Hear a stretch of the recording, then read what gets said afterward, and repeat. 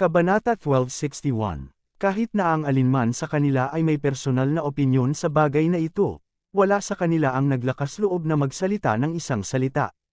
Pagkatapos ng lahat, habang totoo na hindi sila makakatanggap ng kakulangan ng mga parangal at pagkilala kung magtagumpay silang mailigtas ang mga bata, ang kabigwang mailigtas sila ay tiyak na magreresulta sa kanilang pagiging pintura bilang isang kontrabida.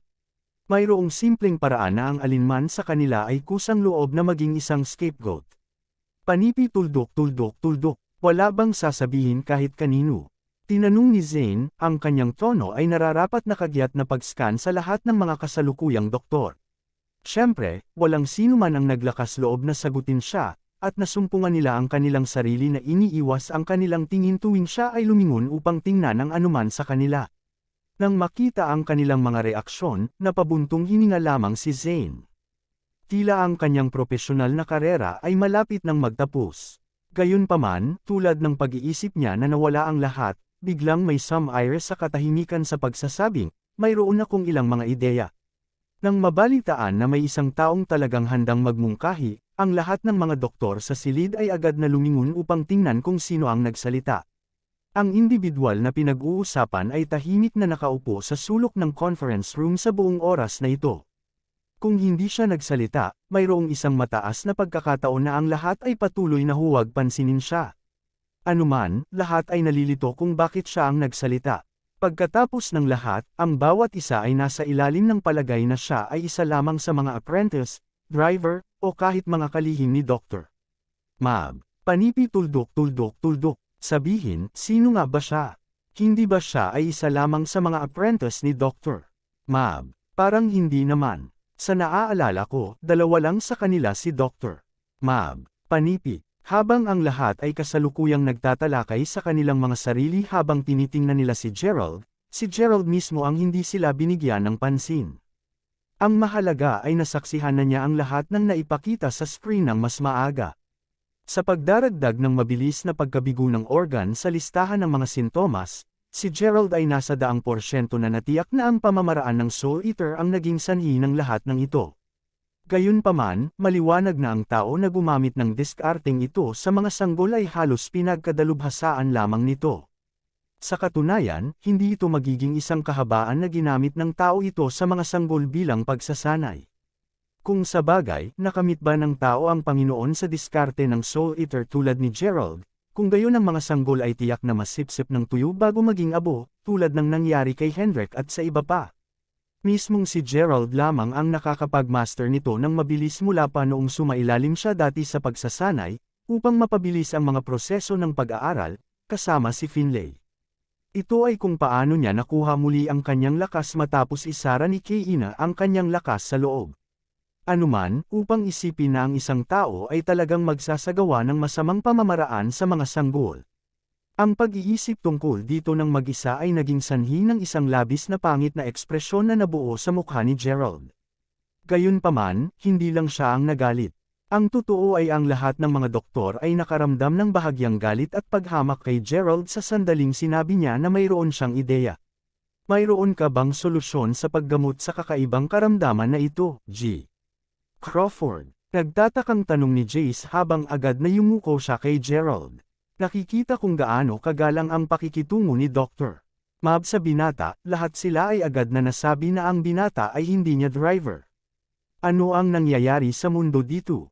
Si Zane, na medyo may karanasan kaysa sa iba pa kaagad na naramdaman na may isang bagay na wala.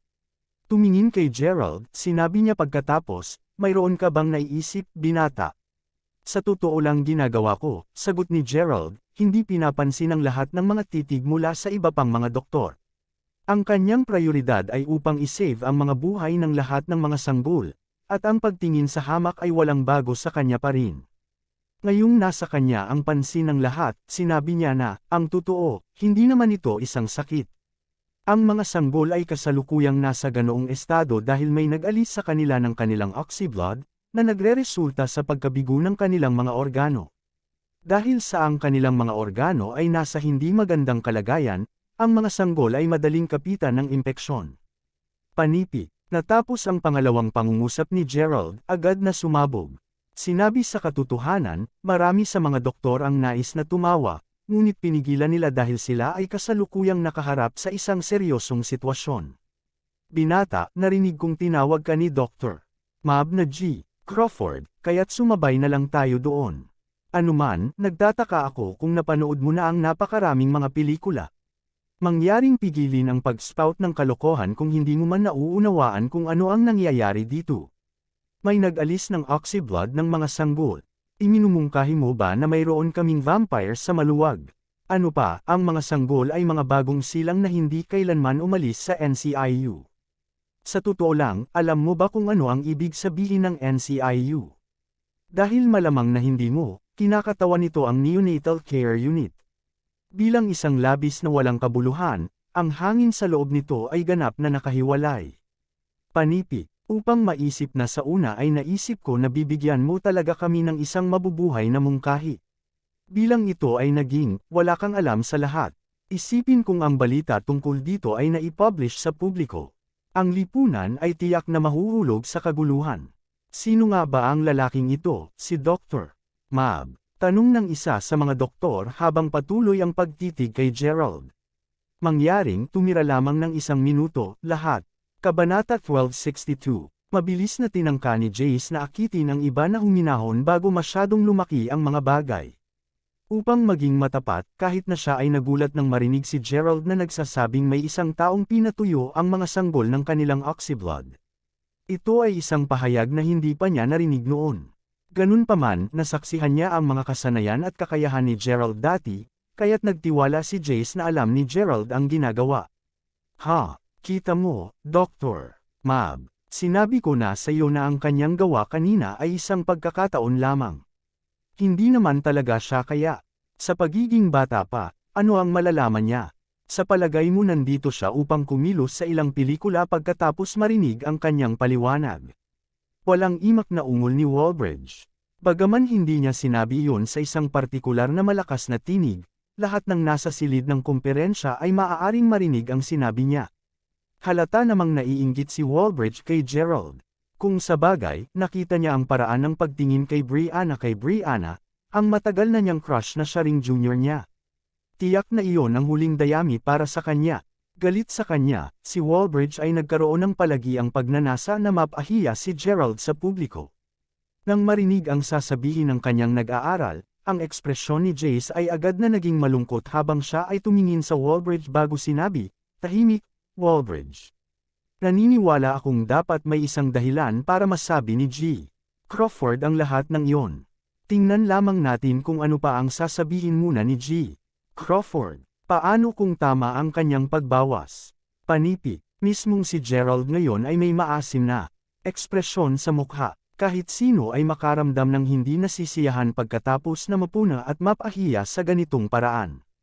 Marami pa ring mga bagay na hindi mo alam ang lahat sa mundo. Malamig na sagot ni Gerald. Panipi tuldok. Kung maaari, may gamot ba para sa lahat ng ito, G. Crawford? Tanong ni Jace na piniling maniwala kay Gerald. Meron. Maaaring magamit ang acupuncture at gamot upang makondisyon ang kanilang mga katawan. Kahit na, kailangan nating kumilos ng mabilis. Kapag ganap na nabigo ang mga bahagi ng katawan ng mga sanggol, hindi na sila may save pa. Panipik. May ideya ka ba kung gaano kakabilis? Hindi mo lamang magamot ang buhay ng higit sa 100 mga bata tulad ng mga biro, Dr. Mab. Siya ay ilang batang lalaki lamang na halos walang karanasan. Ano ang malalaman niya sa sitwasyong ito? Sigaw ng isa pang doktor na galit na galit. Mayroon ka bang anumang mas mahusay na mga ideya kung gayon? Malamig na tanong ni Jace bilang ganti. Habang hindi ko ginagawa, hindi pa rin namin gaanong gagaan ang sitwasyong ito. Gayon din, pagbibigay ng gamot sa mga bagong silang. Ano ang mangyayari kung lumala ang kanilang kalagayan pagkatapos uminom ng gamot? Ikaw, sa lahat ng mga tao, ay dapat malaman na ang mga sanggol na ito ay hindi maaaring tumagal ng higit pa. Sa pag-iisip na iyon, hindi tayo dapat naglalaro kasama ng kanilang kalusugan hanggang sa ganap nating matiyak na makakatulong tayo sa kanila. Dahilan ng ibang tao na naramdaman na ang pagpapahintulot kay Gerald na gamutin ang mga bagong silang ay hindi naiiba mula sa pagbibigay sa kanya ng pahintulot na maglaro kasama ng kanilang kalusugan.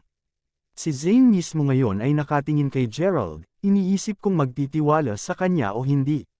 Kahit na ang paliwanag ni Gerald ay parang kainahinala sa pinakamahusay, may isang bagay lamang tungkol sa pagpapasya at kilanawan sa mga mata ni Gerald na nagbigay sa iba ng isang malakas na pakiramdam ng paniniwala. Talaga bang nasigurado ni Gerald ang kanyang sagot? Matapos mag-isip ng kaunti, nagpasya si Zane.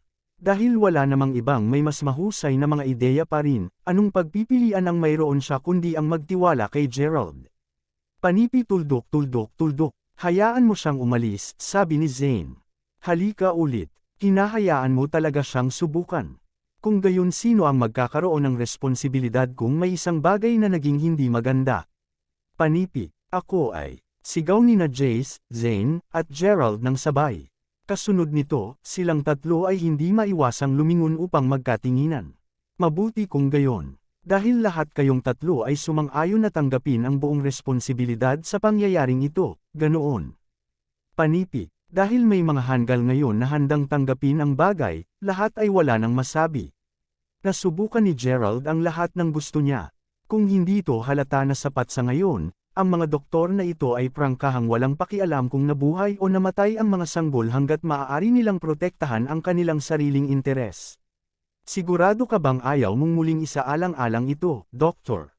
Mab, talagang hindi tayo dapat kumilos ng mabilis. Naglalagay kami ng higit sa 100 buhay sa linya dito. Hindi na ito isang solong Lady Smith na. Sinabi ni Walbridge na ang pagseselos ay nag-spike ngayon na ang Deccan ay nasa tabi din ni Gerald. Paano ito naging posible? Si Walbridge ay matapat na hindi makapaniwala na ang kanyang Panginoon ay bumibili pa rin sa kalokohan ni Gerald. Paano pa man nalilito si Dr. Mab nang gayong hindi magkakaugnay na mga rambling. Nagulat si Walbridge, agad siyang sinaman ng mata ni Jace bago idineklara, Walbridge, ikaw, nagkamali ako tungkol sa iyo. Natigilan, pagkatapos ay sumagot si Walbridge. Ano? Ako, ayoko lang na bumaba ang iyong reputasyon, doktor. Pagkatapos ng lahat, ikaw ay isang henyo na doktor. Panipi, hindi ko kailanman naisip ang aking sarili bilang isang henyo na doktor. Iyon lamang ang pamagat na ibinigay sa akin ng aking mga pasyente. Walbridge, ipapaalam ko sa iyo na kung ang aking reputasyon ay ang kailangan ko upang mai-save ang mga pasyenteng ito, masaya kong itatapon ang lahat ng ito. Ikaw ay 30 taong gulang na lalaki na nag-aaral na ng gamot sa loob ng maraming taon, Walbridge. Paano ang iyong paraan ng pag-iisip na mali pa rin? Kung magpapatuloy ka sa daanan na ito, natatakot ako na hindi mo makakamit ang isang bagay sa mundong medikal. Sabi ni Jace habang napasinghap siya sa pagkabigo. Ang kanyang mukha ngayon ay berde sa inggit, pagkatapos ay sumigaw si Walbridge. Anuman ang kaso, hindi pa rin ako naniniwala na magagaling niya ang mga bata. At paano kung magagawa ko? Tanong ni Gerald habang malamig na nakatingin kay Walbridge. Ang taong iyon ay darating sa kanya sa buong oras na ito at nagsisimula na itong inisin si Gerald. Kabanata 1263, Ha? Ano ang ibig mong sabihin doon? Mabuti naman. Kung matagumpay mong nalunasan ang sakit, gagawin ko ang anumang iniutos mo sa akin. Kinutya ni Walbridge. Mula sa kung gaano siya casual na pagpapasya, maliwanag na naisip niya na imposible para kay Gerald na mailigtas ang lahat ng mga sanggol na malapit ng mamatay. Narinig iyon, tumango lang si Gerald bago nagtungo sa isolation room kasama sina Jace at ang Dean. 3 tao lamang ang pinapayagan na pumasok sa oras na ito, at si Gerald ay nagkaroon ng pagpapalit ng damit bago tumapak sa silid ng paghihiwalay kasama ang duo mula dati. Noon, lahat ng mga sanggol ay tumigil na sa pag-iyak, at ang silid ay tahimik na tahimik. Sa isang sulyap, nakikita ni Gerald na hindi lamang madilim ang kanilang mga kutis, ngunit ang kanilang mga katawan ay parang namamaga. Kahit na ang mga labi ng mga sanggol ay lumitaw na basag. Nakikita ang mga sintomas na iyon at kung gaano kalapit ang mga sanggol sa kamatayan, kinumpirma ni Gerald na tunay na ito ang mga epekto ng pamamaraan ng Soul Eater. Mula sa kung ano ang maaari niyang hulaan mula sa pinsalang nagawa, ang mga sanggol ay dapat nakaranas lamang ng 1/4 ng lakas ng diskarteng Soul Eater. Ipinaliwanag ng kanyang pagbawas kung bakit ang kanilang mga katawan ay parang namamaga. Ito ay dahil sa lahat ng tubig sa kanilang mga katawan na sinipsip kaagad. Sa bahagya anumang mga paraan upang palamig ang kanilang panloob na mga organo pababa, mataas na lagnat ay simpleng hindi maiiwasan. Panipi tuldok, kung gaano kalupit, ungol ni Gerald sa ilalim ng kanyang hininga. Kung totoong hinahangad ni Gerald na pagalingin sila, alam niya na ang acupuncture lamang ay hindi magiging sapat. Upang matiyak na magkakaroon ng isang maayos na daloy ng mga oxyblood na pellet sa loob nila sa hinaharap, walang pagpipilian si Gerald kundi gamitin ang pamamaraan ng Soul Eater upang makabawi sa kanilang nawalang oxyblood. Gayunpaman, alam din niya na ang pangalawang ginawa niya iyon, tiyak na malantad ang kanyang pagkakakilanlan dahil hindi pa niya natagpuan ang Zerkobsite. Kapag nangyari iyon, tiyak na tatakbo si Kaina upang manghuli sa kanya. Kung mahuli man siya, alam niyang hindi siya lalapit sa karibal ng lakas nito. Napangisi ng kanyang mga ngipin, ipinaalala ni Gerald sa kanyang sarili na kahit ganoon ang mangyayari, mas mahalaga pa rin na isave ang mga buhay na ito. Dahil natapos na ni Gerald ang oxyblood ng maraming mga may sapat na gulang bago ito, alam niya na malamang na mayroon siyang sapat upang may save silang lahat. Tulad ng para sa pagsisiwalat ng kanyang lokasyon sa Kaina, maaari pa rin niyang magamit ang dugo sa Jade Antasman upang harapin iyon kahit isang gabi pa. Dahil si Kaina ay nasa kanyang pinakamarupok ngayon, hindi siya dapat maging nakakatakot tulad ng dati. Sa pag-iisip na iyon, kaagad na kumilos si Gerald. Nakatayo sa harap ng sanggol na pinakamalapit sa kanya, kumuha si Gerald ng isang solong pilak na karayom at mabilis na nagsimula, ngunit gaanong-gaanong butas sa maraming mga spot sa dibdib ng sanggol. Ang mga spot ay hindi sinasadya, at lahat ng 18 lugar na kanyang tinusok ay bahagi ng makalangit na meridian, ang pangunahing meridian, at ang pangunahing meridian. Mayroong bahagyang anumang pag-aatubili sa pagitan ng bawat tusok, at ang mga paggalaw ni Gerald ay napakalikido na halos parang siya ay gumaganap ng isang uri ng magic show. Si Zane mismo, na nakatayo sa tabi ni Gerald, ay hindi mapigil ang makaramdam ng bahagyang tulala. Paglingon niya kay Jace, nagulat siya nang makita kung gaano niya kaakit-akit ang matandang doktor na tila higit sa perpektong mga diskarte ng karayom ni Gerald. Hindi alintana, sa sandaling tapos na si Gerald, mabilis niyang isinuko ang kanyang kamay sa ilalim ng habol at hinawakan ang palso ng sanggol. Sa pamamaraan ng Soul Eater, agad niyang sinimulan ang pagsasaayos at muling pagdaragdag ng oxyblood ng bata. O sige, ligtas na ang isang ito ngayon. Tandaan na maayos na takpan ang kubrekama sa sanggol. Alisin ngayon ang mga damit sa sanggol sa bed 2 at dalhin siya sa akin. Mabilis. Wala kaming masyadong oras. Utos ni Gerald. Ano? Iyon ba? Tanong ni Zane, nanlaki ang mata niya. Oo, ngayon magmadali ka sa susunod na sanggol. Panipi tuldok. Tama. Sagot ni Zane na may tango bago tumakbo upang gawin ang sinabi sa kanya. Iyon ba? Banal na acupuncture therapy. Nagtatakang sigaw ng isang matandang doktor. Siya ay seryosong nagmamasid sa mga ito sa bintana ng salamin ng silid ng pagkakahiwalay para sa isang sandali ngayon. Kahit na ang napakalawak na kasanayan ni Gerald ay malinaw na kinagulo siya. Banal na acupuncture therapy, Dr. Lyle. Tinanong ang isa pang tagamasid sa bahagyang hindi nasisiyahan, bagaman dapat niyang aminin na ang bata ay talagang mahusay sa pagganap ng acupuncture. Sa katunayan, ang banal na acupuncture therapy ay isang pamamaraan ng acupuncture na tila nawala sa oras. Ayon sa mga alingaw, si Sawyer Wheat ang nag-iisang taong bihasa sa paghawak ng hanggang sa 3 mga hakbang ng diskarteng ito. Ipinaliwanag ang nasa sabik na matandang doktor na hindi napansin ang ekspresyon ng mukha ng bisedin. Maaari ba siyang mag-aaral ni Sawyer Wheat?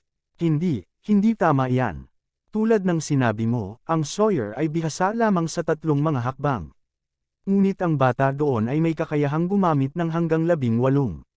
Napakakakilabot. Bulalas ng isa pang matandang doktor na pamilyar sa pamamaraan. Tulad ng maraming iba pang mga matandang doktor na kinikilala ang pamamaraan ay nagsimulang pumalakpak sa kanilang mga kamay sa paghanga habang patuloy silang nakatingin sa malapad na mata, maliwanag na marami pa rin ang mga tao na hindi pa rin makapaniwala. Medyo bata pa naman siya, di ba? Paano niya marahil alam kung paano gamitin ang isang sopistikadong pamamaraan ng acupuncture? Tanong ng isa sa mga nagdududa. Ipapaalam ko sa iyo na walang duda tungkol dito. Tunay na ginagamit niya ang diskarteng banal na acupuncture therapy.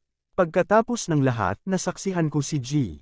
Sawyerwit na gumagamit ng pamamaraan habang dumadalo ako sa isang seminar ilang buwan na ang nakakaraan. Mula sa aking naobserbahan, ang karayom na ginamit niya ay eksaktong kapareho ng kasalukuyang ginagamit ni Gerald. Ang karayom mismo ay 1 pulgada ang haba, at habang nagsasagawa ng isang pagpapakita ng pamamaraan, binuhat niya ito at binuhusan ng 3 beses bago gamitin ang Phoenix technique upang alisin ang karayom. Ang pagkilos mismo ay nagbibigay ng sustansya mula sa katawan, at tinatanggal din ang anumang labis na miasma at kahalumigmigan mula sa loob. Gayunpaman, nabalitaan ko na ang isa ay nangangailangan ng panloob na lakas upang maisagawa ang diskarteng banal na acupuncture therapy. Maari bang taglayin iyon ni G. Crawford? Paliwanag ng isa pang doktor. Sa palagay mo ang isang tulad niya ay maaaring magkaroon ng lakas sa loob. Tiwala sa akin kapag sinabi kong marahil ay naglalagay lamang siya ng isang palabas. Anuman ang kaso, ang kanyang tunay na mga kakayahan ay maipakita sa pamamagitan ng mga resulta. Inisyon ni Walbridge. Dahil siya ay naiinggit na tao, si Walbridge ay sumisigaw na sa kanyang isipan, nawa ang mga batang iyon ay hindi gumaling sa buffon na ito. Si Gerald mismo ay hindi alam ang kontrobersya sa mga nasa labas ng isolation room. Pagkatapos ng lahat, siya ay ganap na abala sa diskarteng banal na acupuncture therapy. Sa bawat karayom na papasok at papalabas, ang namumutla ng mukha, si Gerald ay dahan-dahan na napapagod, maraming butil ng pawis na tumutulo sa kanyang baba. Tiyak na hindi ito nakatulong na maraming lakas na kinakailangan upang magamit upang mapunan ang oxyblood ng mga sanggol. Sa kabila nito, pinanatili niya ang kanyang napakalawak na bilis at katumpakan. Dahil dito, hindi nagtagal bago siya natapos sa lahat ng mga sanggol sa silid. Sa buong pagsisikap niya, ang mga sanggol na dating pinagaling ni Gerald ay ipinakita na mga palatandaan ng paggaling. Hindi na madilim ang kanilang mga mukha, at sa kabaligtaran, ang kanilang mga kutis ay unti-unting nagiging patas at mas malinaw na mga palatandaan na nakakakuha sila. Ano pa, ang pamamaga sa kanilang mga katawan ay humupo na rin, at ang kanilang balat ay tila babalik sa normal. Sa katunayan, lumitaw pa na ang kanilang aura at sigla ay mas malakas pa kaysa dati. T2. Matapos makita ang lahat ng ito, labis na guminhawa at nasasabik si Zane na agad niyang napaluha. Kabanata 1264. Kahit si Jace ay natagpuan ang sarili na nap unit sa kagalakan. Ang kanilang labis na kasiyahan ay nagmula sa katotohanan na ang lahat ng mga sanggol ay malamang na ginagawa itong buhay ngayon. Matapos maingat na suriin ang mga sanggol, para lamang sa mahusay na panukala kapwa kalalakihan ang nakikitang magkayakap sa kanilang mga kamay habang kumakalam ng malalaking buntong hininga upang mapakalma ang kanilang kaguluhan. Paano ganap na hindi ka panipaniwala? Ginoo, talagang mabubuhay ng Crawford ang mga patay. Pinasaya ang parehong mga lalaki sa labis na paghanga. Mismong si Gerald ay simpleng ngumiti ng mahina sa kanilang pahayag. Hindi talaga makahulugan sa kanya ang mga papuri at paghanga. Hanggat gumaling ang mga sanggol, nangangahulugan iyon na matagumpay niyang nakamit ang kanyang hangarin. Ngayong tapos na siya sa isyong ito, agad na gumala ang kanyang isip sa susunod na pag-aalala. Sino ang taong namamahala sa paggawa ng lahat ng mga kalupitang ito sa Mayberry City?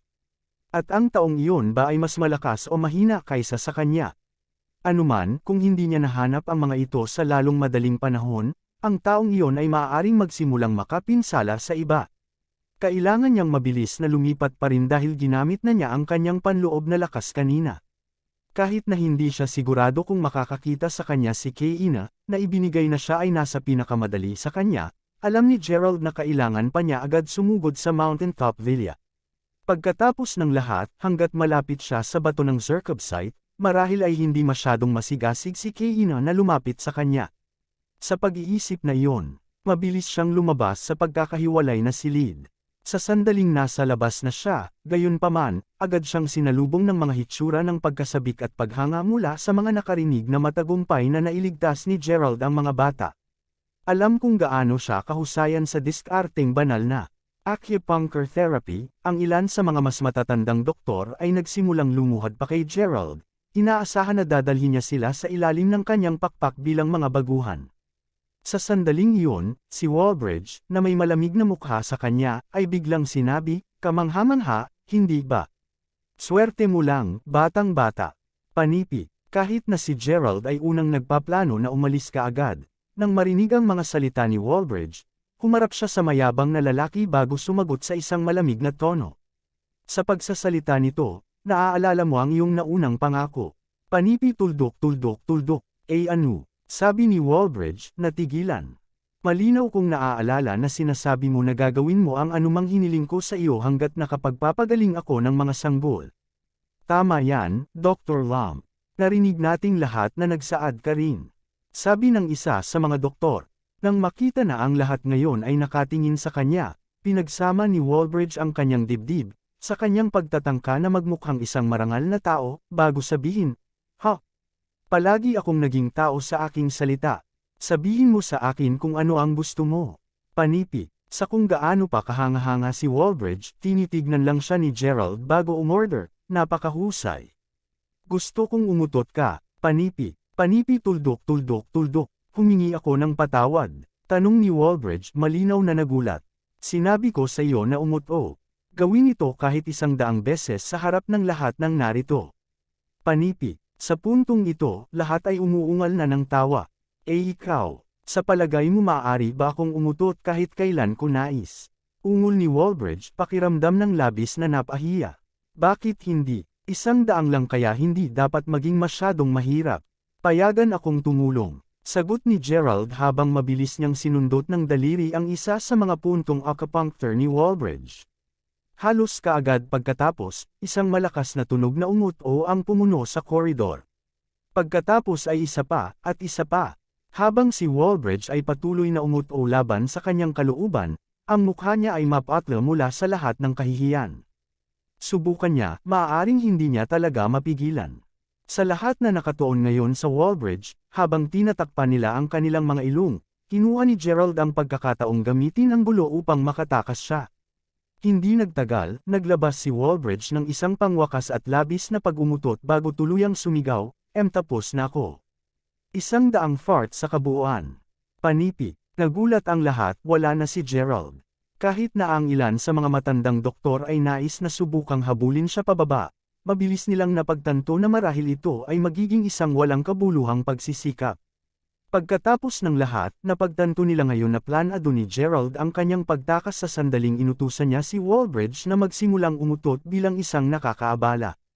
Ilang sandali pa ang lumipas nang sinimulan ni Gerald ang pagbilis ng kanyang sasakyan papunta sa Mountaintop Villa. Nagdilim na ang langit sa gabi habang bumibilis ang sasakyan pasado sa isang siksik na kagubatan. Habang nagpatuloy siya sa pagmamaneho sa libangang kalsada, dinilat ni Gerald ang kanyang mga mata bago lumaki ang mga ito sa gulat. Pagyatek sa preno, napahinto ang kotse ng mabilis na kumaibot ang mga talukap ng mata ni Gerald sa matandang ginang na nakalupasay sa gitna ng kalsada.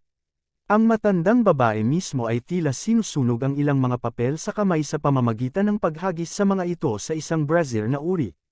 Anuman ang kaso, ang matandang ginang ay hindi talaga pamilyar sa mukha ni Gerald.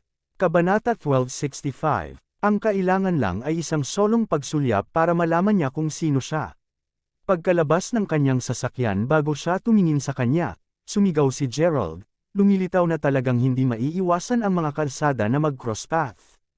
Ang pangalawa sa kanyang pangungusap ay natapos, gayunpaman, ang kanyang ekspresyon ay agad na naging malamig habang siya ay nakatingin sa kanya habang sinasabi, "Anuman, ikaw ba ang gumamit ng pamamaraan ng Soul Eater sa lahat ng mga sanggol? Ano, sa palagay mo ikaw lang ang may kakayahang gamitin ang diskarteng iyon? Gayunpaman, sayang na dumating ka ng maaga, kung hindi man, maaari kong ipagpatuloy ang pag-aalis ng mas maraming oxyblood mula sa mga sanggol ngayong gabi upang dalhin ang aking pagsasanay sa susunod na antas." Sagot ng matandang ginang habang dahan-dahan siyang bumangon ngayon na tapos na niyang sunugin ang tila perang papel. Paglingon kay Gerald, mayroong isang matatag at determinadong pagtingin sa kanyang mga mata habang idinagdag niya, "Inaamin ko na tunay kang makapangyarihan, Gerald. Kung hindi kita minaliit sa panahong iyon, hindi mo magagawang kunin ang buhay ng napakaraming miyembro ng Holy Witchcraft. Anuman, hindi kita pinapayagan na makatakas ngayon. Kung alam mo kung ano ang pinakamahusay para sa iyo, sundan lang ako pabalik ng masunurin. Naghihintay sa iyo ang kahangahangang Panginoon." Panipi, Kung hindi pa ito halata, ang matandang babae ay walang iba kundi si Tiara, ang pinuno ng Holy Witchcraft. Dahil sa kanyang lakas at kakayahan na natatakan noon, pinatay ni Tiara ang kanyang kapatid na si Chester. Kahit na gusto niyang patayin din siya noon upang makapaghiganti sa pagkamatay ni Chester, hindi niya talaga kayang bayaran dahil ang kanyang prioridad sa oras na iyon ay ang pagtakas. Anuman, naalala ni Gerald si Tiara na tinawag siya ni Kayina noon. Lumilitaw na pamilyar ang dalawa sa bawat isa. Sa pag-iisip na iyon, tinanong ni Gerald sa isang medyo nagulat na tono. Ang kamanghamanghang Panginoon. Si Kayina ba ang tinutukoy mo? Panipi. Sa katunayan I am. Para malaman mo kung gaano ka makapangyarihan ang kamanghamanghang Panginoon, papapasukin kita sa isang maliit na bagay. Dapat mong magkaroon ng kamalayan na mayroong 3 pangunahing mga relihiyon at 9 na mga paaralan ng mga saloobin, tama. Sa gayon, ipapaalam ko sa iyo na ang lahat ng 3 mga relihiyon ay nasa ilalim na ng kontrol ng aming kamanghamanghang Panginoon. Dahil dito, mayroon tayong mga disipulo ng relihiyon sa buong mundo. Sa pag-iisip na iyan, alamin na hindi ka makakalikas ng tunay mula sa aming kamanghamanghang Panginoon. Pang-iinis ng matandang babae. Mayroon akong kutob na mayroong naglalason sa lahat ng mga sanggol na iyon upang pilitin akong ibunyag ang aking sarili. To think na tama ako. Alinmang paraan, lilito na ikaw din ngayon ang kakulangan ni Kayina. Ipinapalagay kong siya ang nagturo sa iyo ng diskarteng Soul Eater noon. Panipi. Si Kayina, ang babaeng nakaputi, at ang Diyos ay nagmula sa parehong lugar. Sa pag-iisip na iyon, bukod sa Diyos, dapat si Kayina lamang ang ibang tao na may husay sa diskarteng Soul Eater. Sa palagay mo napakatalino mo di ba? Kahit na ayaw kong aminin, tama ang pagbawas mo. Tunay na ito ay kamanghamanghang Panginoon na nagturo sa akin kung paano gamitin ang diskarteng Soul Eater. Gayunpaman, hindi lang ako ang taong tinuro niya sa diskarteng ito. Ang iyong maliit na kaibigan ay pinagkadalubhasaan din. Sagot ni Tiara na may malamig na ngiti sa labi. Ano pa ang hinihintay mo, Chester? Ilabas mo agad sila, sigaw ni Tiara. Chester. Napaisip si Gerald sa sarili, saglit na natigilan. Nang maramdaman ang pagkakaroon ng ilang iba pa, natagpuan ni Gerald ang kanyang sarili sa direksyon na iyon. Sa sandaling nakita niya ang isang pamilyar na mukhang lalaki, na tinutulak ang ilang iba pang mga pamilyar na mukhang tao palabas ng kakahuyan agad na nanlaki ang mga mata ni Gerald. Totoo itong si Chester at lumitaw na hawak niya sina Gavin, Helen, at Rita bilang mga hostage. Habang ito ay walang alinlangan na Chester sa laman, may isang bagay na seryosong mali. Hindi lamang si Chester ay naglalabas ng napakalawak na layunin ng pagpatay, ngunit ang ekspresyon na nasa mukha niya ay hindi nakakagulat, upang masabi lang. Ano ang nangyari sa mundo? Hindi ko alam kung ano ang pinaplano mo, Tiara, ngunit sana ay mapagtanto mo na mahina lamang ako noon dahil nagkaroon lang ako ng selyo ng aking lakas bago harapin ka. Sa pag-iisip na iyon, walang dahilan para matakot ako sa iyo ngayon. Kinutya ni Gerald bago dumiretso kay Tiara. Gayunpaman, si Tiara ay nagpakita lamang ng isang walang malasakit na ekspresyon habang ang kanyang katawan ay biglang nagsimulang maging translucent. Halos parang wala siyang iba kundi isang ilusyon, ganap na nawala si Tiara sa susunod na segundo. Sa sandaling nangyari, agad na nagyelo sa lugar si Gerald. Gayunpaman, iyon ay malayo sa isang kusang loob na pagkilos. Ito ay nadama na parang siya ay gaganapin sa lugar ng ilang hindi makajos na puwersa. Anong lakas at lakas? Si Gerald ay unang may karanasan sa lakas at kakayahan ni Tiara dati, at alam niya sa isang katotohanan na hindi siya ganito kalakas dati. To hell with you. May ideya ka ba kung gaano hindi mapatawad ang pumatay sa mga miyembro ng Holy Witchcraft? Ungol ni Tiara nang bigla siyang muling lumitaw sa harapan mismo niya, nang walang babala, at naglunsad ng isang atake na diretso para sa dibdib ni Gerald. Ang pangalawa ng kanyang kamao ay nabangga sa kanyang dibdib, natagpuan ni Gerald na itinapon siya paatras. Sumunod ang mga malalakas na tunog habang patuloy na nakabangga ang katawan ni Gerald sa maraming mga puno, na naging sanhi upang mag-snap clear sa kalahati. Dahil ang katawan ni Gerald ay hindi na maihahambing sa isang ordinaryong tao at ngayon lang niya muling ginawang aktibo ang kanyang panloob na lakas, natitiyak niya na ang lakas ng loob ni Tiara ay hindi dapat sakta ng ganito. Kung sabagay, ang agwat ng oras mula noong huli silang nagkita ay hindi ganoong kalaki. Nako, ang lakas na panloob ni Tiara ay mas malakas pa kaysa sa kanya. Kahit na ganoon, maramdaman ni Gerald na ang lakas ng loob niya ay talagang kakaiba, kahit na hindi niya matukoy kung bakit. Anuman ang kaso, sa wakas nakabanggaan ni Gerald ang isang puno, hindi iyon nakuha mula sa epekto ng kanyang katawan, agad na samuka ng dugo si Gerald. Tulad ng kung wala na siya sa sapat na sakit, ang kanyang mulatto na katawan ay nagsimulang bumagsak sa lupa. Ang napakalubhang sakit ng kanyang likod na nakabangga sa lupa ay nakaramdam ng labis na kakilakilabot na si Gerald ay maaaring makaramdam ng matinding sakit sa maraming mga buto niya. Hindi ito naging sobra-sobra nang maisip ni Gerald na malalaglag na ang buong katawan niya. Sa kabila ng labis na paghihirap sa kanya, hindi pa siya bibigyan ni Tiara ng pagkakataong mapawi ang sakit. Tumitaw ulit bago si Gerald, sinimulang agad ng matandang babae ang pagsakal sa kanyang lalamunan ng isang solong kamay.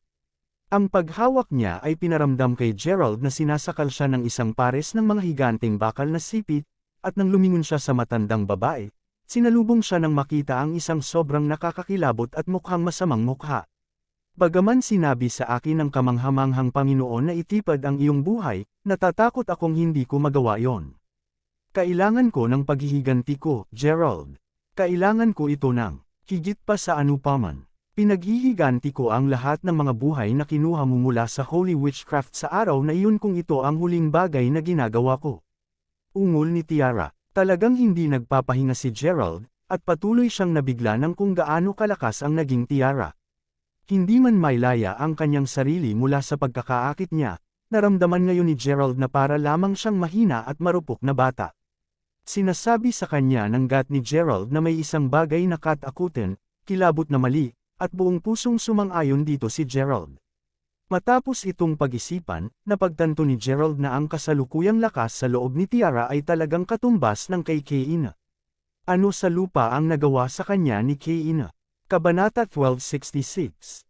Bitawan mo siya. Sigaw ng tatlong kinidnap at takot si Smiths bago pa mapunta ni Tiara ang isa pang hampas sa dagwang Gerald.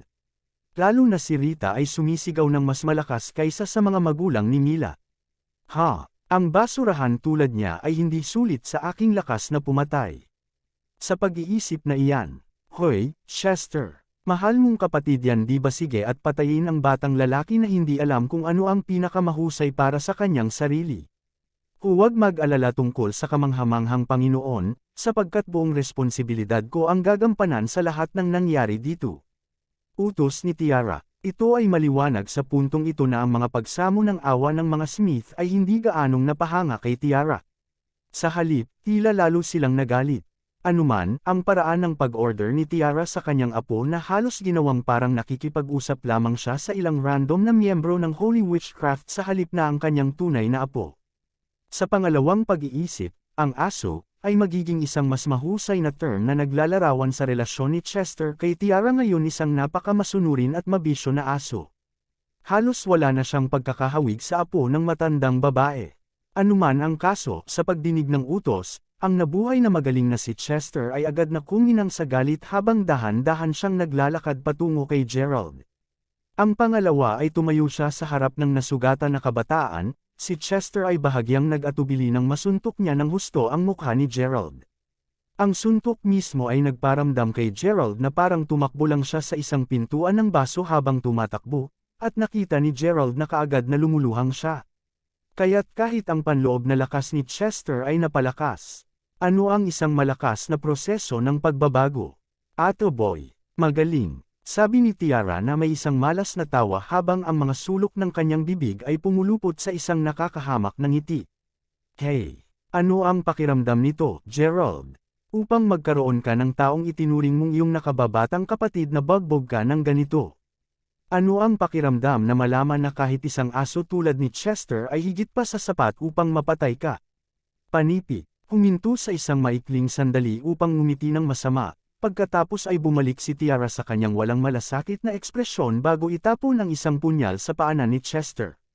Sandali na nakatingin sa kanyang apong lalaki, na nag-uumapo pa rin sa pamamaslang na layunin, pagkatapos ay lumingon si Tiara kay Gerald bago sabihin, anuman ang kaso, dahil mamamatay ka pa rin dito, maaari ko ring harapin ang Chester sa pagtatapos pumutok. Inaasahan kong nasiyahan ka sa karanasan ng pagpatay sa iyong sariling kapatid. Chester, dito ang kuya na mahal mo hanggang sa puntong pinagtaksilan mo ako. Iniuutos ko sa iyo na itapon mo siya sa punyal na iyon. Panipi, nang marinig ang utos, nanlalamig ang mga mata ni Chester nang kinuha ang sandang bago mabangis na hinampas ang braso ni Gerald. Nararamdaman mismo ni Gerald na medyo namamanhid. Ang braso habang ang bango ng sariwang dugo ay pumuno sa hangin. Ato boy, Chester, tanggalin mo ngayon ang isa niyang braso. Panipi, gayunpaman, hindi tulad ng unang pagkakataon, tila nag-aalangan si Chester sa pangalawang narinig niya ang sumusunod na order. Kahit na ang sandang ay nasa kamay pa rin niya, siya ay simpleng na-freeze sa posisyon na yon. Ito ay halos parang may ilang mahiwagang puwersa na pumipigil sa kanya na gawin ang gawa. Nakatitig ng diretso sa mga mata ni Gerald, isang boses ang tila nagmula-mula sa loob niya, sumisigaw, "Hindi. Huwag gawin ito, kudlit." Nang makita iyon, sumigaw si Tiara, "Ano ang ginagawa mo, Chester? Umalis ka mula sa pagkataranta at i-slice na ang kanyang braso." Panipi, Oo, Panginoon." Sagot ni Chester habang ang buong katawan niya ay nagsimulang manginig ng hindi mapigilan. Huminga ng malalim pagkatapos ay dahan-daang sinimulang itaas ni Chester ang punyal. Sa sobrang paghawak ni Chester sa leeg ni Gerald gamit ang kanyang kabilang kamay, hindi man lang masubukan ng dagwang kabataan na iwasan ito kahit gusto niya. Ang kasalukuyang lakas ni Chester ay napakalaki para kay Gerald na simulan ang paglaban. Sa pag-iisip na iyan, walang paraan na maikakalat ni Gerald ang kanyang braso sa sandaling ginawa ni Chester ang gawa. Kahit na may kamalayan siya doon, ang magagawa lamang ni Gerald ay panuurin habang ang punyal, na ang dulo ay nakaharap pababa, ay dahan-daang itinaas sa isang pinakamainam na punto. Bago ito mabilis na magsimulang bumababa. Habang palakas ang pintig ng puso ni Gerald, naisip niya kung paano siya naging isang hakbang lamang mula sa pagkamit ng bautismo ng langit. Ito ay dapat mangyari ngayong gabi din. Upang isipin na tatapusin niya si Tiara bago pa niya magawang makitungo kay Keino o hanapin ang babaeng nakaputi, alam ni Gerald na si Chester ay hindi masisisi dahil wala siyang isang papel pa kay Tiara ngayon, walang kakayahang sumuway sa kanyang mga utos. Anuman ang kaso, nagpatuloy si Gerald na tumuon sa mabilis na pababang punyal habang ang kanyang isip ay nag-ayos para sa darating na sakit, sabay hiwa ng braso niya. Ang sandaling iyon mismo ay nakaramdam ng isang walang hanggan habang ang lahat ng mga uri ng mga alaala ay nagsimulang magbaha sa kanyang isipan. Ito ay halos parang ang kanyang isipan ay hindi na nakagapos ng anumang mga paraan ng paghihigpit. Naalala ni Gerald ang isang kasabihan na ilang sandali bago namatay ang isang tao, ang kanilang buhay ay literal na mag-flash bago ang kanilang mga mata sa loob ng ikasampu ng isang segundo. Marahil ay nararanasan niya iyon sa ngayon. Sa gitna ng napakaraming alaala, biglang nakita ni Gerald ang isang napakalinaw na figure sa harapan niya. Si Mila yon. Nagtataka ako kung patay na si Mila o buhay pa sa puntong ito. Kung kabilang pa siya sa mga nabubuhay, kumusta siya sa buhay? Maganda ba ang buhay niya? Miserable, siya ba ay minamahal at na-target sa? O baka pinahirapan at inaabuso siya? Kudlit, ang pangako ng banal na tubig ay nangyayari kaagad din. Itay, Nanay, Jessica, Lolo, at Lyra.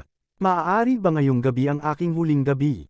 Mamamatay na ba ako mula sa sakit at pagkawala ng dugo matapos na mapunit ang lahat ng mga paa at kamay sa aking katawan?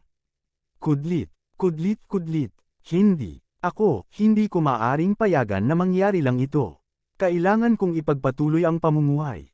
Kailangan kong magpatuloy sa paghahanap sa kanya hanggang sa araw na makita ko muli si Mila gamit ang sarili kong mga mata. Kudlit. Kasunod sa pag-iisip na iyon, ang katawan ni Gerald ay mabilis na gumalaw sa likas na ugali. Hindi pa nga niya binibigyang pansin kung nasaan ang braso ni Chester o ang punyal, ngunit kahit papaano ay nagawang hawakan ni Gerald ang palso ni Chester. Pinipigilan ang braso nito at hindi kumikibo ang punyal sa kanyang kamay. Mas naging masungit ang mga mata ni Chester habang tinangka niyang ipagpatuloy ang pagsubok na atakihin si Gerald. Sa sandaling iyon, si Gerald, na dumudugo pa rin mula sa kanyang mga sugat, ay biglang kumapit ang kanyang mga ngipin bago sumigaw, "Nakalimutan mo na ba na nais mong magbayad sala para sa iyong mga kasalanan, Chester? Huwag hayaang magpatuloy ang paggamit ni Tiara sa iyo upang gumawa ng mas maraming krimen. Panipik, narinig iyon, si Chester ay tila napanganga. Noon nang ang jade pendant ay nasa kanya, na tinina ng pula dahil sa lahat ng kanyang dugo, biglang nagsimulang kuminang ng kakaiba. Bago pa makapag-react ang sinuman, biglang sumikat ang isang ginintoang ilaw dito. Kabanata 1267. Ang ilaw mismo ay nakipagkompetensya lamang sa ningning ng isang matinding spotlight, at agad nitong sinindihan ang buong lugar ng isang nakakabulag na flash. Si Chester mismo ay nahitblanko ng ginintoang ilaw, at ang pangalawang konektado sa kanya, biglang nagsisigaw sa sakit si Chester. Pinanood ng malapad ang mata ni Gerald habang ang isang itim na glow ay nagsimulang tumulo mula sa katawan ni Chester. Dahan-dahan ngunit tiyak, nagsimulang mawala ng lakas at kapangyarihan si Chester. Mabilis na nabawasan din ang kanyang sigla, at sa oras na tumigil siya sa pagsigaw, si Chester ay mahina na mula sa isang solong pagtulak kay Gerald, natapos siya sa pagbagsak sa lupa, agad na walang malay. Chester, tawag ni Gerald habang nakahawak sa kanyang dumudugong sugat pa rin. Hindi mahalaga kung gaano siya tumawag, gayunpaman talagang nanlamig si Chester. Sa sandaling iyon, biglang pinalitan ng pendant ang gintong ilaw para sa mga pag-flash ng lahat ng 7 kulay ng bahaghari. Tikas na nagulat si Gerald sa lahat ng mga pagbabagong ito. Kakaiba ang pagkilos ng jade pendant ngayon. Panipi tuldok tuldok tuldok, hindi ko talaga inaasahan na hahawak ka sa isang kayamanan, Gerald. Sigaw ni Tiara, isang kislap ng kasakiman sa kanyang mga mata. Matapos makuha ang kayamanan na iyon, tiyak na madaragdagan ko pa ang aking pagsasanay. Dagdag ni Tiara habang agad na nagsisugod sa Gerald na may mga mata na puno ng kasakiman. Bago pa siya makalapit, gayunpaman, maraming mga kumakalat na tunog ang biglang nagsimulang magmula sa lahat ng direksyon. Ang susunod na bagay na nalalaman niya, 8 napakabilis na mga figure ang nakapalibot sa kanya at kay Gerald. Sa tingin mo ba ay sapat kang karapat-dapat upang makuha ang iyong kamay sa kayamanan na iyon, matandang ginang? Si Gerald ang atin. Sigaw ng isa sa 8 lalaki. Ang mga kalalakihan mismo ay tumingin ng labis na mapatla, at paglalagay nito ng diretsahan, mukhang sila ay patay na sa loob ng ilang araw. Kahit na, ang sumigaw ay may isang lubos na nangingibabaw at malakas na tinig. Ano pa, ang bawat isa sa kanila ay tila nagtataglay ng napakalakas na kasanayan, na wala sa kanila ang pakiramdam na sila ay mas mahina kaysa kay Tiara. Mayroong mga tulad malakas na masters na may napakalawak na presensya sa buong oras na ito. At isipin na lahat sila ay magpapakita ng sabay. Nakatingin lang sa kanila si Gerald na may takot sa kanyang mga mata. Ano na ba ang nangyayari? Ang pinakakakatuwang bagay ay kung gaano katindi ang Tiara, Chester, at ang 8 lakas na panloob na kalalakihan. Mayroong lahat sa isang ganap na naiibang antas kumpara sa sariling panloob na lakas ni Gerald, at ang katotohanan iyon lamang ang nagpangilabot kay Gerald. Naalala kung paano binanggit ni Tiara ang 3 relihiyon at ang 9 na eskwelahan ng pag-iisip ng mas maaga, na pag-isipan ngayon ni Gerald na tiyak na higit pa sa 2 magkakalabang puwersa na pinaglalaroan. Habang si Kaina ay, mula sa isa sa kanila, ang 8 lalaki na ipinakita lamang ang kanilang sarili ay tila nagmula sa isa pa.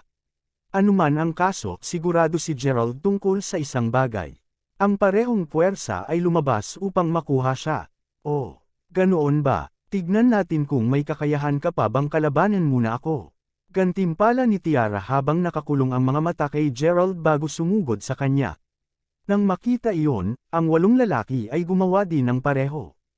Pagkaraan ng 1 segundo, hinawakan ng magkabilang partido ang mga braso at binti ni Gerald bago magsimulang magtog sa buong lakas. Diyos na makapangyarihan sa lahat, mapupunit ako. Kahit na si Gerald ay matatag sa paglabas nito ng buhay, mahirap mapanatili ang gayong pag-asa kapag ang kanyang mga labi ay literal na napupunit. Jade Pendant. Jade Pendant. Tunay ka bang isang espiritual na artifact? Kung maririnig mo ako, mangyaring tulungan mo akong higit pang 1 beses. Hindi pa ako pwedeng mamatay. Mangyaring, ayokong mamatay pa. Sigaw ni Gerald sa kanyang isipan, inaasahan na ang Jade Pendant ay mag-react sa kanyang mga pakiusap para sa tulong. Sa kasamaang palad, tila may maliit na walang reaksyon mula sa Jade Pendant. Labis na nalungkot at pinaslang, natagpuan ni Gerald ang kanyang sarili na naglalabas ng dugo habang ang parehong partido ay nagpatuloy sa pag-ikot sa kanya. Sa isang pangwakas na dagandong ng kirot, biglang sumabog ang mga berdeng ugat sa buong katawan niya, na naging sanhi ng isang napakalaking puwersa na balot ng kanyang katawan mula sa asul. Ang kakaibang puwersa mismo ay nakaramdam ng halos paputok, at ang lakas nito ay sanhi ng parehong partido na lumipad paatras ng labis na marahas. Iyon ang huling bagay na naalala ni Gerald bago dumilim ang kanyang paningin at nahimete siya. Sa oras na siya ay muling bumangon muli, napagtanto niya na nakahiga siya sa loob ng isang silid. Napagtanto na mayroong isang pangkat ng mga taong nakapaligid sa kanya, ang medyo nasilaw pa rin na si Gerald ay nakapaglabas, kahit papaano, na sina Rita, Gavin, at Helen ay kasama niya. Kabanata 1268, Ginoo, Crawford, sa wakas gising ka na. Sigaw ni Jace na tila nakaupo sa tabi niya sa buong oras na ito. Napagtanto na ang kanyang mga sugat ay nakabalot, alam ngayon ni Gerald na si Jace ang nagpatatag ng kanyang kalagayan. Ako ay, salamat, Doktor. Mab, sagot ni Gerald habang nakahawak siya sa kanyang mga sugat. Matatanda ang muntik na siyang mapatay ni Tiara at ang 8 lalaking iyon. Tumingon si Gerald sa mga Smith habang tinanong niya, Tia Helen. Tio Smith. Kayo ba ang nagligtas at dinala ako dito? Habang hinihintay niya ang kanilang sagot, mahinang naalala ni Gerald ang kanyang sarili na desperadong nakiusap sa pendant ng Jade na tulungan siya noon. Naalala rin niya ang biglang pagsabog ng enerhiya na naglabas mula sa kanyang katawan bago tuluyang lumipas. Naturally, wala siyang ideya kung ano ang nangyari pagkatapos ng walang malay. Tama yan, Gerald. Halos takutin mo kami hanggang sa mamatay kanina, alam mo. Pinadala mo ang lahat ng siyam sa kanila na lumilipad sa hangin sa lahat ng direksyon. Pinapansin ang pagkakataong makatakas, mabilis ka naming ibalik sa amin. Paliwanag ni Helen na halatang halata namang kinilabutan pa matapos masaksihan ang lahat ng nangyari ngayon. Kasunod nito, ipinaliwanag ni Helen kung paano dinala ni Tiara ang ilan sa mga tauhan niya sa kanilang bahay hindi nagtagal pagkatapos umalis si Gerald. Dahil sina Gavin, Rita, at Helen ay nagkataong naglilingkod kay Lady Smith sa oras na iyon, silang tatlo ay natapos na inagaw ni Tiara at ng kanyang mga tauhan. Maya-maya, lahat ng iyon ay humantong sa pagkubkob ni Tiara kay Gerald. Mula sa sinabi sa kanya ni Helen, hinuha ni Gerald na si Tiara ay maaaring dati ay hindi siya matagpuan sa Mayberry, kahit na pagkatapos ng maraming araw na paghahanap. Kung hindi man, hindi niya kakailanganin na gawin ang lahat ng ito upang maalis lamang siya. Isinantabi sandali si Tiara, sinimulang isipin ni Gerald ang tungkol sa pendant ng Jade. Tumitaw na ang pendant ay hindi kasing simple ng inakala ni Gerald noong una. Kung sabagay, praktikal nitong naisave ang kanyang balat ng mas maaga. Bago pa niya ito tuklasin pa, si Zack, na naruroon din sa buong panahong ito, ay biglang sinabi sa nag-aalala na tono, talagang natakot ka sa amin sa kalahati hanggang kamatayan, G. Crawford. Sa oras na nakarating kami doon upang dalhin ang iyong walang malay na katawan, tuluyan ka nang nabuhusan ng dugo. Panipi, talagang may karanasan ako malapit sa kamatayan ng mas maaga, sigurado yon. Anuman, nasaan tayo? Tanong ni Gerald, biglang napagtanto na hindi siya pamilyar sa isang lugar. Kasalukuyan kaming nasa isang villa na nasa kalahati ng mountain top. Habang nasa paksa kami, natutuwa akong ipahayag na nagawa naming manuntok ng butas sa bundok. Dapat naming mahanap kung ano ang hinahanap mo sa lalong madaling panahon, G. Crawford. Iniulat ni Zack, nakita ko. Ito ang nagpapaliwanag nito, panipi. Siyempre, pinag-uusapan ni Gerald kung gaano katindi ang reaksyon ng Jade Pendant noong panahong iyon. Bago pa mausisa ni Zack si Gerald tungkol dito, may biglang sumisigaw na babae na biglang narinig na nagmumula sa katabing silid. Makalipas ang ilang sandali, ang tunog ng isang plate na nahuhulog sa sahig ay sumunod. Hindi gaanong nahulaan upang mahulaan na ang ilang mga kababaihan ay nakasaksi lamang ng isang bagay na labis na nakakatakot, at hindi nagtagal, isang batang nurse, na mukhang nasa edad na 18 edad, ang nadapa sa silid habang sumisigaw sa isang gulat na boses, "Di Doctor." Mab. Ang lalaking katabi ay nagising na, at dahan-daang nilaya niya ang kanyang mga pagpipigil sa bakal. Panipi, ano? Sigaw ni Zack na hindi makapaniwala bago sulyap sa maraming tauhan niya na nasa silid. Pagkuha ng mensahe, agad na nagtungo ang mga gwardya sa katabing silid. Ano ang nangyayari sa mundo? Tanong ni Gerald. Ang lalaking iyon na nagtatangkang pumatay sa iyo ng punyal kagabi. Habang natitiyak namin na wala pa rin siyang malay sa oras na nagsimula kaming ilipat ka dito, pagdating sa villa, napagtanto namin na tinabla niya kami hanggang dito. Bagaman siya ay mahina sa oras, patuloy niyang binubuli ang pariralang, ililigtas kita, G. Crawford. Narinig iyon, hindi namin pinapayagan na patayin lamang siya ni G. Lyle. Kung sa bagay, hindi namin sigurado kung kaibigan o kaaway na siya. Dahil dito, pinigilan namin siya pansamantala. Sagot ni Helen. Iyon si Chester. Bulalas ni Gerald habang kumikibot ang mga eyelids niya. Agad na umakyat sa kanyang kama, nagsimulang sumugod si Gerald sa katabing silid. Pagkapasok, nakita ni Gerald ang maraming mga tanod na nakatayo malapit sa pintuan, lahat silang mukhang nakatulala. Paglingon upang makita kung ano ang kanilang tinitingnan lahat, nakita ni Gerald si Chester na nakatayo roon, sinisira ang isa pang kadena gamit ang kanyang mga walang kamay. Mula sa mga hitsura nito, siya ay nakatali sa hindi bababa sa 100 tanikala ng bakal, kahit na marami sa mga ito ay nakahiga na nasa sahig. Bagaman lahat ng mga gwardya ay mayroong hawak na mga dekuryenteng baterya, wala ni isa sa kanila ang naglakas loob na sumulong upang atakehin siya. Ito ay maliwanag na ito ang kanilang kauna-unahang pagkakataon na nakikita ang tulad ng isang insanely malakas na tao. Nakaramdam ng labis na paggalaw upang makita ang kanyang matalik na kaibigan na buhay at sumipa ulit, tumawag si Gerald. Chester. Tuldok tuldok tuldok tandang padamdam panipi. Naririnig ang pamilyar na boses, ang katawan ni Chester ay nagsimulang manginig ng kaunti nang itinaas ang kanyang ulo upang makita kung si Gerald ba talaga. Pagkuha ng kumpirmasyon na iyon, si Chester ay tumawag ng sobrang dahan-dahan, Mr. Crawford. Ang paraan ng kanyang pagsasalita ay nakapagpapaalala ng isang paslit na halos hindi pa marunong magsalita ng malinaw. Sa kabila nito, alam ni Gerald na si Chester ay ganap na matino mula sa paningin ng kanyang mga mata na nag-iisa. Tunay na wala siyang ideya kung anong pamamaraan ang ginamit upang mabuhay muli si Chester. Oo. Ako ito, Chester. Sagot ni Gerald habang nakatingin ng diretso sa mga mata ng kapatid. Si Chester ay gumawa ng isang pagpatay kay Gerald noon upang may save ang kanyang kapatid, at palaging nakonsensya si Gerald tungkol doon. Hindi alintana kung anuman si Chester ngayon, hindi mapigilan ni Gerald na makaramdam ng kasiyahan na makita siyang buhay. Kabanata 1269. Chester, hindi ba, alam mo, alinmang paraan? Paano ka nabuhay na mag-uli? Tanong ni Gerald habang dahan-dahan siyang lumapit sa kanya. Mismong si Chester ay parang maraming sasabihin kay Gerald, at habang ang proseso ng paliwanag ay medyo mabagal at mahirap, maiintindihan pa rin ni Gerald ang sinasabi ng kanyang kapatid. Tulad ng nangyari, pagkatapos na personal na mailibing ni Gerald ang bangkay ni Chester, muling hinukay ni Tiara at gumamit ng isang lihim na pamamaraan, na tinuruan sa kanya ni Kayina, na muling buhayin at gawing isang makina ng pagpatay. Naglaan din ng oras si Chester upang ipaliwanag ang matagal ng pamana ng Holy Witchcraft. Maliwanag, ang kaluluwa ni Kayina ay ang propesyonal na nagtatag ng Holy Witchcraft, at bago siya namatay, gumawa siya ng mga espesyal na paghahanda para sa kanyang sariling pagkabuhay na daan-daang taon na ang lumipas.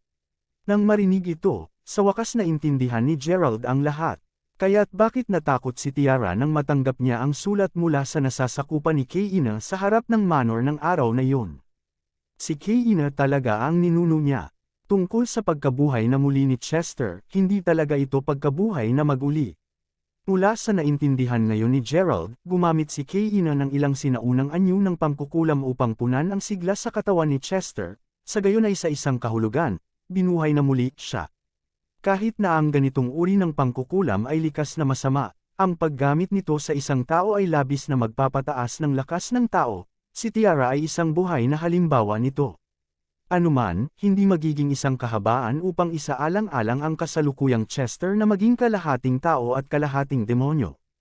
Idinagdag din ni Chester na maraming mga tao ang nasa parehong estado na siya ay naruroon ngayon, at na sila rin ay sumailalim ng malalaking pagbabago dahil sa mga aksyon ni Kayina. Sa buong panahong ito, nabubuhay ako bilang isang bystander. As in, hindi ko talaga napigilan ang aking katawan. Ito ay tulad ng nanunood ako ng ilang buluhang pelikula kung saan ko gagawin ang anumang iniutos sa akin ni Tiara na, ako, nagawa ko ang napakaraming kalupitan na ayokong. Panipi, panipi tuldok tuldok tuldok, gayunpaman, ang gintong ilaw na inilabas mula sa pendant na iyon. Tila naglalaman ito ng ilang uri ng mahiwagang enerhiya. Ang pangalawa ay tinamaan ako nito, lahat ng pagkakasala at kasamaan mula sa aking katawan ay tila natunaw, na pinapayagan akong unti-unting mabawi ang aking kamalayan at palayain ang aking sarili mula sa pagiging isang bystander lamang. Paliwanag ni Chester. Naaalala ang sinabi sa kanya ni Master Ghost, ang yang enerhiya ni Gerald ay labis na panlalaki dahil hindi pa ito sumailalim sa banal na bautismo. Bukod doon, sinabi din ni Master Ghost na ang mayari ng pendant na jade ay may isang link na hindi maipaliwanag sa kanya. Sa pag-iisip na iyon, ang jade pendant ay tiyak na walang ordinaryong bagay. Naalala ni Gerald kung gaano kalinaw ang ningning ng jade pendant habang sinasakal pa siya ni Chester. Naalala rin niya kung paano ang isang itim na glow ay tila nakatakas mula sa kanyang katawan. Ang palawit ng jade ay dapat nalinisin ang masamang kalikasan sa katawan ni Chester sa sandaling iyon. Panipi tuldok tuldok tuldok. Sinasabi tungkol saan, Chester, sino ang 8 lalaking iyon? Lahat kayo ay may napakalawak na lakas sa loob, at ni kahit ang sa akin ay hindi umaasa na kalabanan ang ngayon. Sa palagay ko ay hindi ko man masasaktan ang alinman sa inyo sa aking lakas ngayon. Sabi ni Gerald, ang mga taong iyon. Galing sila sa isang samahang tinatawag na Judgment Portal. Habang nag-uulat si Tiara kay Keina, narinig ko ang pagbanggit nila na kapwa ang Judgment Portal at ang Squad of Divine Grimness ni Keina ay medyo bagong puwersa pa rin. Mula sa nalaman ko, ang pangkat ng Judgment Portal ay patuloy na laban sa Squad of Divine Grimness. Ang kanilang pangkat ay aktibong sinusubukan ring hanapin ka. Mula sa isa sa aming mga konfrontasyon sa kanila, sinabi ng isa sa mga miyembro ng Judgment Portal na nais kanilang hulihin bago magtungo sa sinaunang lungsod upang hanapin ang bangkay ng Celestial Lady. Paliwanag ni Chester na may ubo. Tulad ng sinabi niya dati, kahit na kontrolado ng pisikal si Chester, naging aktibo ang kanyang isip sa buong panahon. Ito ang dahilan kung bakit niya pamaalala ang lahat ng ito kahit na medyo humigit kumulang. Sinaunang syudad, isang Celestial Lady, ang babaeng nakaputi. At ano pa ang Judgment Portal? Ang kanilang mga miyembro ay napakalakas. Napaisip si Gerald sa sarili, tuliro. Sa kanyang natutunan, maaaring maibawas ni Gerald ang kalahati ng kung ano ang nangyayari sa buong bagay ng sinaunang lungsod. Si Yumi ay bahagi ng pamilyang Gunther at noon, siya at ang matandang ginang na iyon ay nawala sa hari ng palasyo ng karagatan. Dahil wala man lang mga bakas ng kanyang kaliwa, maaari lamang ipalagay ni Gerald na siya ay patay na. Ngayon, subalit, iba ang iniisip niya. Nakaligtas kaya siya, at maaari ba siyang pumunta sa ibang lugar upang ilabas ang babaeng nakaputi? Ang posibilidad na iyon ay hindi ganap na wala sa tanong. Pagkatapos ng lahat, dati nang nagpadala si Gerald ng ilan sa kanyang mga tauhan upang siyasatin ang labi ng hari ng palasyo ng karagatan. Tulad ng inaasahan, ang libingan ay ganap na nabawasan. Sa pagtingin kay Chester, tinanong ni Gerald alam mo ba kung nasaan ang sinaunang lungsod, Chester? Umiling siya bilang sagot pagkatapos ay sumagot si Chester, sa kasamaang palad, ang alam ko ay si Keina at ang iba pa ay nagtungo doon kaagad sa oras na nalaman nila na ang babaeng nakaputi ay naroon. Bago umalis, pinapunta niya ako at si Tiara na sundan ka. Bukod doon, wala talaga akong ideya kung nasaan ang sinaunang lungsod, panipi, sinaunang syudad. Pinag-uusapan iyon ni Master Knuckle ilang araw lamang ang nakakalipas. Kung naaalala ko ng tama, ang mga Gunters ay nakatira doon, sabi ni Dr. Mab, na tahimik sa buong panahong ito, na wala sa asol. Kung ang mga Gunters ay naroon at kung ang babaeng nakaputi ay nagpakita doon, ipinagbibili ako na iyon ang parehong sinaunang lungsod na pinag-uusapan ni Chester. Panipi, Kabanata 1270. Nakikita kung gaanong maigi ang pagtingin sa kanya ni Gerald, pagkatapos ay sumagot si Jace, bueno, si Master Knuckle ay kasalukuyang nagbibigay ng lektura sa Mayberry City. Kung nais mong makilala siya, Tiyak na maipakilala ko siya sa iyo. Ano pa, nagkataon na naging matandang kaibigan siya ni G. Sawyer Wit. Panipi, parang mahusay sa akin. Gugulo kita pagkatapos, Dr. Mab. Sabi ni Gerald sabay tango. Nang matapos na ang kanyang pangungusap, biglang tumakbo sa isang silid ang isang tauhan, nag-uulat, Mr. Lyle G.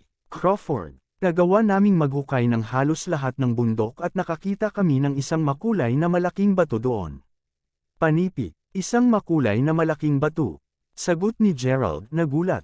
Sa sandaling iyon, naramdaman ni Gerald ang isang napakalakas na panlalaki na aura na nagpapatuloy mula sa loob ng kanyang katawan. Ito ang Zerkobsite sigurado. Sigaw ni Gerald, pakiramdam ng sobrang saya. Sa wakas ay natagpuan na niya ang bato. Zack, kailangan kita agad na utusan ang iyong mga kalalakihan na harangan ang mga nakapaligid na lugar sa paligid ng mountain top. Walang pinapayagan na lumapit dito. Utos ni Gerald. Kaagad, G. Crawford. Samantala, marami sa mga manggagawa, sa mountain top, ay nakaramdam pa ng tulala habang nakatingin sa maraming kulay na malaking bato na sumisikat ng maliwanag. Habang ang lahat sa kanila ay tinukso na hawakan ang malaking bato, pakiramdam na magdudulot ito sa kanila, ang bato ay matatagpuan sa gitna ng isang yungib. Habang iyon mismo ay hindi pipigilan ang kanilang pagpasok, ang pangalawa sa alinman sa kanila ay makalapit sa pasukan ng yungib, upang masusing tingnan ang makulay na malaking bato, agad silang sasalubungin ng hindi maagap na nag-iinit na init. Diyos ko, medyo masyadong mainit ito no. Sinabi ng ilan sa mga manggagawa na nagtangka, ngunit malinaw na nabigo, na pumasok sa yungib habang pinahid ang pawis sa kanilang noo. Anuman, talagang maswerte si G. Crawford, hindi ba? Tinansya ko na ang bato na ito ay dapat gastos ng hindi bababa sa $100 milyong. Panipi, maraming tao ang malinaw na naiinggit sa swerte ni Gerald, at marami sa kanila ang naisip na magnakaw ng maliliit na piraso ng malaking bato upang ibalik sa kanila. Sa kasamaang palad, wala sa kanila ang nakakalapit dito.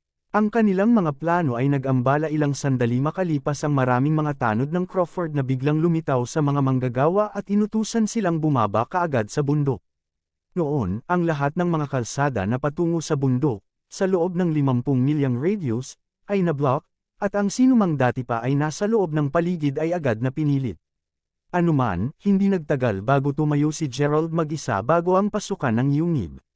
Sa pagtingin sa underground na yungib, nakita niya ang bato at kung gaano katalino ang mga makukulay na sinag ng ilaw, na sumasalamin ito, ay nararamdamang sabay na nabigla at namangha, naramdaman ni Gerald na parang isang kakaibang pag-iisip ang palaging nagtatangkang makipag-usap sa kanya. Mula sa labas, naisip ni Gerald sa kanyang sarili, ang isang napakalaking butas sa loob ng bundok. Maaari bang ang kuwebo na ito ay katumbas ng ilang uri ng mansyon sa nakaraan? Anuman ang kaso, magtungo pa si Gerald upang masulyapan muna ang Zerkobsite. Kahit na ang mga kwintas ng pawis ay gamulong na sa kanyang noo sa pasukan ng yungib, ang sobrang init ay wala sa kanya.